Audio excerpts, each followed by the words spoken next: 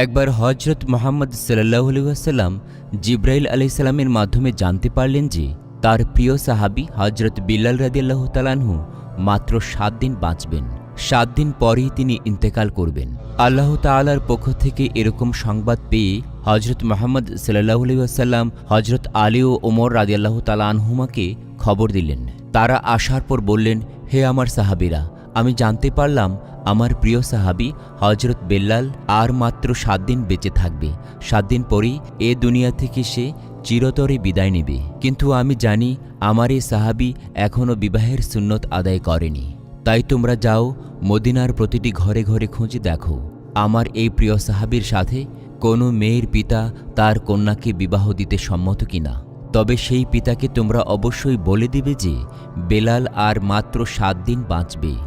রাসূল সাল্লাল্লাহু আলাইহি ওয়াসাল্লামের এ নির্দেশ পাওয়ার পর হজরত আলী রাদিয়াল্লাহু তাআলা আনহু ও হজরত ওমর রাদিয়াল্লাহু তাআলা আনহু হজরত বিলাল রাদিয়াল্লাহু তাআলা আনহু এর জন্য পাত্রী খোঁজার উদ্দেশ্যে বের হয়ে পড়লেন।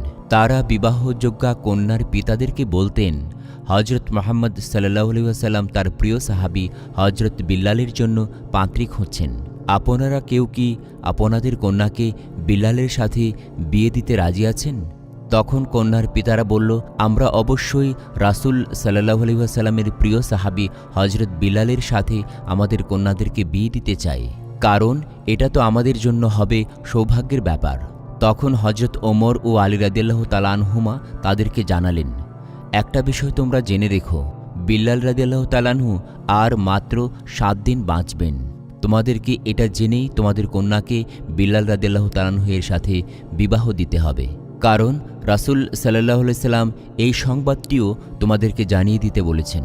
এই কথা জানার পর কন্যার পিতারা বলল, বিল্লাল যদি 7 দিনই বাঁচে তাহলে আমাদের কন্যাদেরকে বিল্লালের হাতে বিয়ে দেব না। আমরা কোনোভাবেই চাই না 7 দিন পরেই আমাদের কন্যা বিধবা হয়ে যাক। অতঃপর 7 দিন পরে হজরত বিল্লাল রাদিয়াল্লাহু তাআলা আনহু এর মৃত্যুর ঘটনা বলায় কোনো পিতাই তার কন্যাকে বিল্লালের সাথে বিয়ে দিতে সম্মত না হওয়ার কারণে হজরত আলী ও ওমর রাদিয়াল্লাহু তাআলা আনহুমা মদিনার পথে পথে বিভিন্ন জায়গায় হজরত বিল্লালের জন্য কন্যা খুঁজতে শুরু করলেন। কিন্তু তারা কোনো মেয়েকেই খুঁজে পাচ্ছিলেন না। খুঁজতে খুঁজতে তারা একটা সময় একটা জঙ্গলে চলে গেলেন। যে দেখলেন এই জঙ্গলে একজন লোক ঝুপড়ি নির্মাণ করে।